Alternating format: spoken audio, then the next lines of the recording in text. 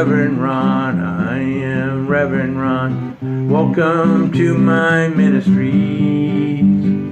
Will you come along, help me make the change we need for prosperity? No noise from the left, no noise from the right. Propaganda meant to distract and lie. Criminals we elect enslave your life through work to grave. Become part of the change for future need. Hypocrites, false prophets, and greeds are not the way in, 'cause we'll all get proven wrong. But we'll all carry on and light up the dawn. Will you come along? Do the God you fear know the stuff you hear from those who claim to speak for them?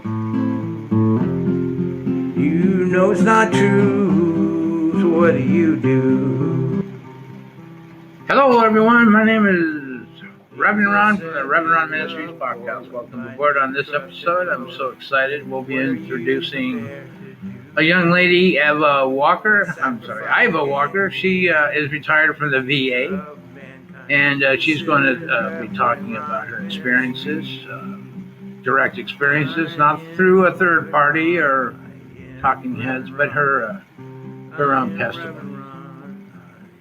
Before we go on, though, we just had a Juneteenth experience a couple weeks ago, and I wanted to make a comment on that because although I believe we needed to celebrate that, we also need to remember that America, over, the last 15 years or so, we've been killing black and brown people all over the world, in specific the Far East, in the numbers of millions. And unfortunately, we're not hearing about it because I know Americans, if they knew about that information, they would be highly upset. So in remembrance of Juneteenth, I would like to also remember that America is still killing black and brown people all over the world, using the military as the 1% private security folks to rake in profits for themselves. Yeah, so when I was young, the only way I was poor and the only way I could probably get out of that poverty was to join the military, and that's exactly what I did. I was 18. I joined the Air Force. My first assignment was overseas, and I had a reality check, an epiphany, and I realized at that moment that the American media was full of shit. It was no better than the National Enquirer, any gossip magazine, and what was even more horrifying was the American people were eating it up, and they were eating it up as real facts. So we have allowed ourselves to be propagandized. We are guilty of our own actions. We are authorizing our nation to go kill black and brown people all over this world. We are the worst terrorists. And we're using our young, poor men to do it. We have made it almost impossible to get any education done for poor people unless they do go through the military. The military will, supply some sort of education system for them when they get an honorable discharge or so. I'm not sure exactly what the facts are. That's why we have an expert on the show tonight. But I just want to make the connection that the 1%, by keeping us enslaved to our impoverished jobs, makes it impossible to advance without going through the military system, in which the 1% uses as a force to conquer regimes across the world to capture their oil and their profits, natural resources that they would normally give to their own citizens of their country. Now, I want you to think about that. We're using our poor folks to kill people of foreign soils, to rob them of their natural resources and the ability of their own people to survive. Now, I don't know if anybody else is thinking about it that way, but if you connect the dots, all of those make sense. So, without further ado, I would like to introduce someone who spent some time in the VA system. I think it's a good time to talk about the VA system. We've been in wars for almost 20 years, longer maybe, I don't know. I lose track. there's a lot of veterans running around with some serious issues. Mainstream media, left stream or right, we're not getting any real information, or we're getting this monkey shit thrown at us. So, ladies and gentlemen, please allow me to introduce IVA Walker. IVA, how are you doing? Great. Thank you, Ron, for having me on. Go ahead and give us a little bio. Sure. I started out as a wheelchair driver, started working who had the contract with the VA, worked with them, became a EMT2. I basically mostly drove, and if there was an EMT4, I did all the driving, they did the care. My partner and I mostly did runs to pick up people from one hospital, take them to the other, from a hospital to their home. And in the VA system, we would pick up people and take them, a lot of them, to their new care facility or to radiation therapy over at the university, that kind of stuff. In '87, I decided that being in that type of job, and I had gone to being a dispatcher because I'd been injured, I needed something new. So I went to the VA, and it has been the most incredible 30 years of my life that I spent there. I started in '87. I retired in 2018. I spent 20 years in the emergency room started out as an AOD, did clerk work, became the manager, and as the manager, I was the manager of the administrative part, which we were the ones that did the eligibility and enrollment and getting guys in to the emergency room to get them into the system. Thank God our guys can go online or go fill out a registration now and get in the system, so you don't have to waste that time when you get up there. It's all online, and I kind of wanted to talk about the things that are online and how to get to it and what you can do. I would like to do all that. I'd like to do that more towards the end, though. I'm going to ask you a couple questions, if it's okay. Absolutely. Okay, so I don't want the names of anybody, but you said you were there for 30 years, right? Yes, sir. So over the last 30 years, there has to be one or two or maybe a handful of veterans that, just through osmosis, if you will. Oh my God. You just your heart went out and you just naturally just felt close. Like, I don't know how close, but you just knew that you had built up a relationship more than just a patient-client type of deal. You know, there's so many, but there's one that really hit me, and it hit me really hard. This elderly gentleman came in with his wife, and he had a spot on his back. They thought it was a rash. They were into vegan, and they ate very clean, and they were extremely healthy. But he came in, and he didn't even think that he was eligible to be seen at the hospital. So we got him in, we registered him, we seen him in the emergency room. That spot on his back ended up being cancer due to Agent Orange. In amongst all this, we were able to get him monies, which we call service connection.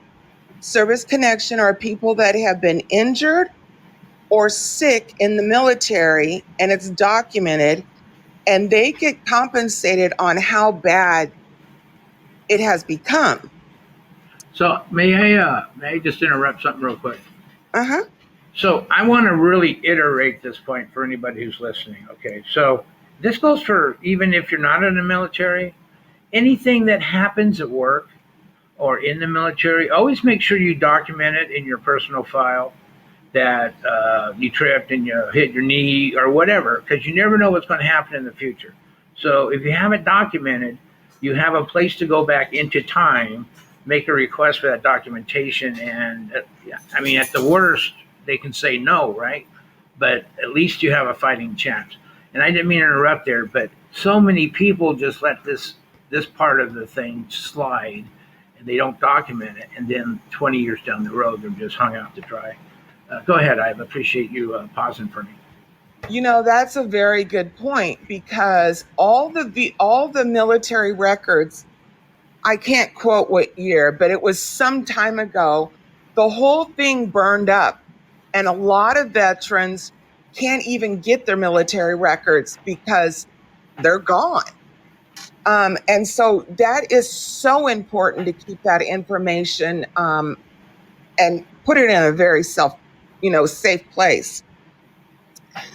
Back to my story with this gentleman, ended up that he became service connected, which helped them immensely, both of them.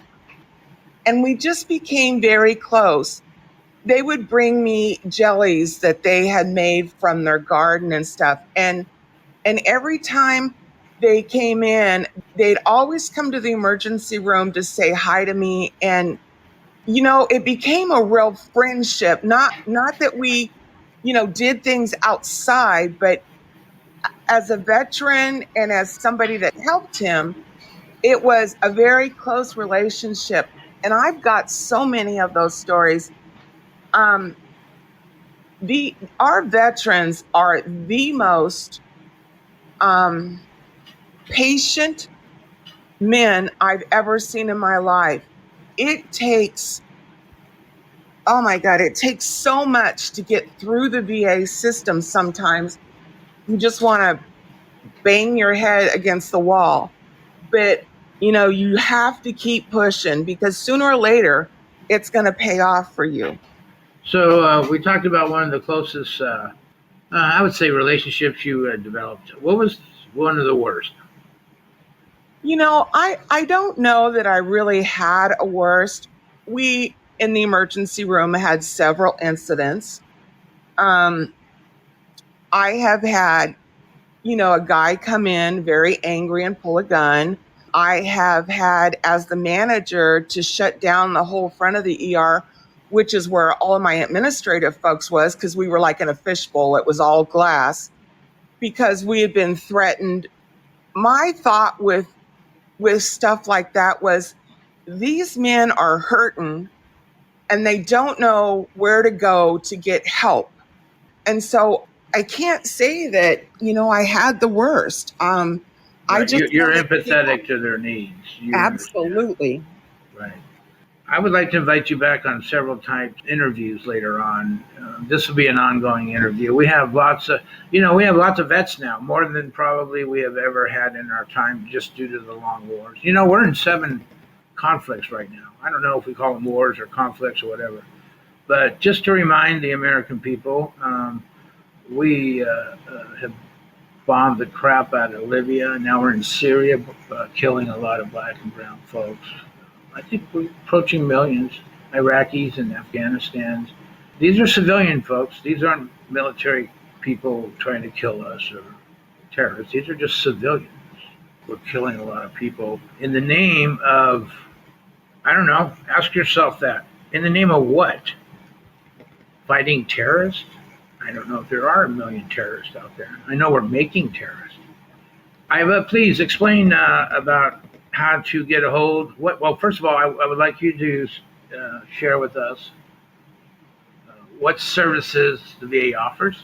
Number one, what you think is important that people should know right now, and then how would they go about getting those services? First and foremost, I believe the Veterans Crisis Line is the most important for our guys that have been through crisis and our kids that are coming home so messed up. It is beyond belief what they're going through. They didn't have anybody that kind of showed them the ropes of what military was going to be.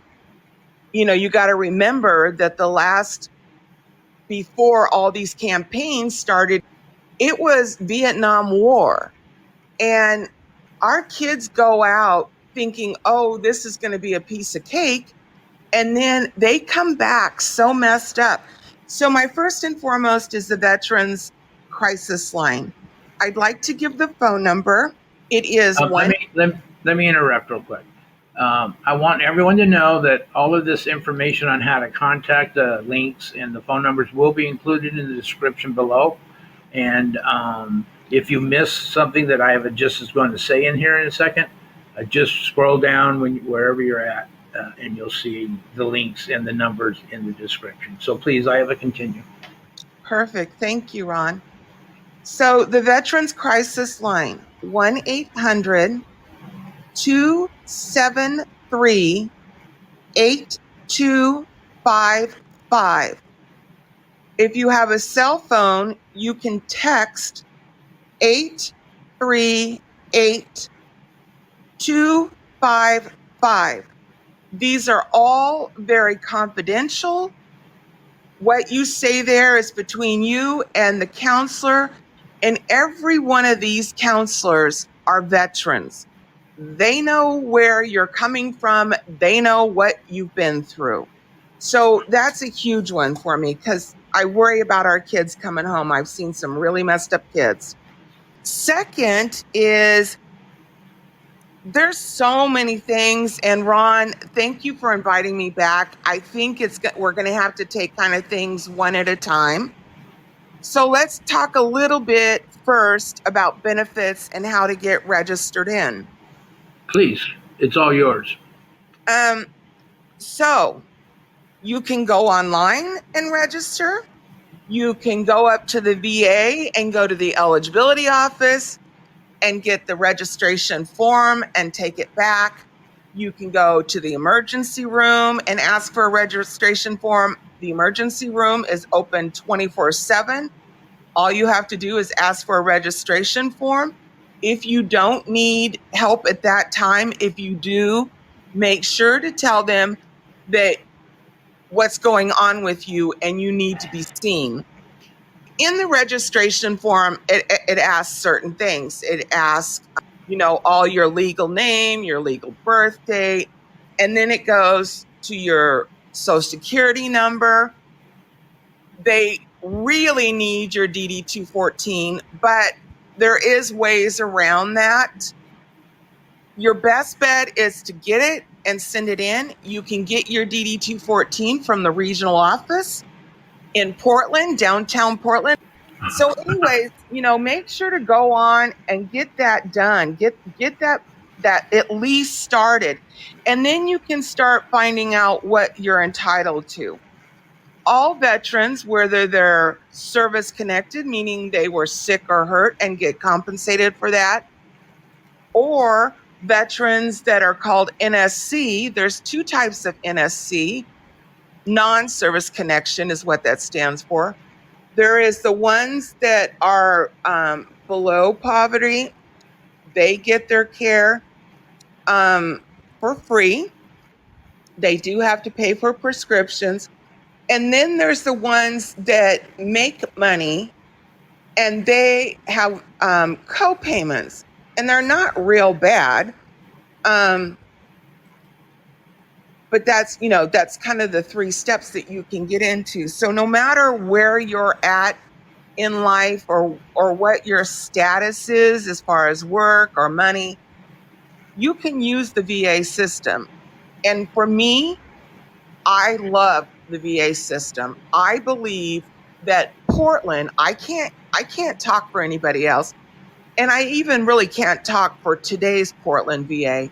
But when I was there, the care was, for the most part, impeccable. The Portland VA joins with the Oregon University Health and Science. So we get a lot of their residents. So when you go in with something, you don't just get one doctor, especially if you're going into the hospital. You get a team of doctors.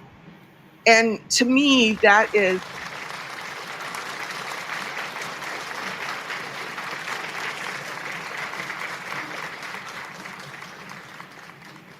I have to applaud that too, because I think it's kind of cool, because you've got extra eyes on what's going on, extra eyes looking at your test.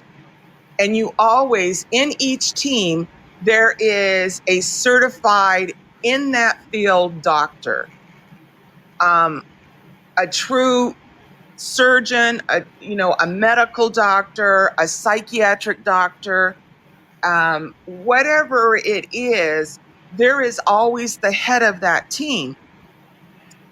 And whatever they find, they bounce off of that person. So I think it's kind of a cool thing. So that's I love the VA, and I think they do a great job. Perfect. Well, Iva, thank you very much for showing up. We're going to have Iva on again. What I would like to say is any veterans out there who are listening, or just anybody in general, if you have some questions that Iva can come back and answer for you, why don't you send them my way? You can send them my way at the reverendronministries at gmail.com. Yes, that's it. reverendronministries at gmail.com. I'm sure she'll research the issue and get back to you. And she's a great wealth of information. 30 years of experience will do that to you. You know what I'm saying? Iva, say goodbye to everybody and tell everyone you love them. Thank you so much for having me. And anybody that needs anything that I can help with, please contact Ron and he'll get me, and I will do whatever I can for you guys. Thanks. All right, perfect. Hey, there we go. So, hey, listen. Listen, a little bit of bio about myself. I spent 4 years in the military, 2 years in England, a year and a half up in Maine, and another 6 months worth of basic training and on the training. I was an air traffic controller in that time frame. And then I got out and I was hired by the Federal Aviation Administration, in which I provided 25 years of air traffic control in what they call a center, during which I spent some time as a union rep, an equal opportunity counselor, spent some time as a first line manager, worked on a lot of projects, committees, all that kind of junk. So I guess my point is, I used the military to further my way out of poverty because I had to. It was the only way I could see out of my mom and dad were poor. Do the God you fear, and, know the self you hear. People are who they are. Claim to speak for them. But I'm not anti-military, and I want you all to understand that. What I'm trying to do is I'm trying to get y'all to open your eyes. Shame on our government for allowing the 1% to use our military to go into these foreign lands to kill civilians so they can rape the natural resources of those lands that would normally be intended for the civilians for their survival. So the 1% can rake in record profits. It's all about money. It's all about profits. And yes, that seems like a very simple analogy. It's that simple, my friends. So with that being said, I bid you adieu, good night, and I thank you for listening to the Reverend Ron Ministries podcast.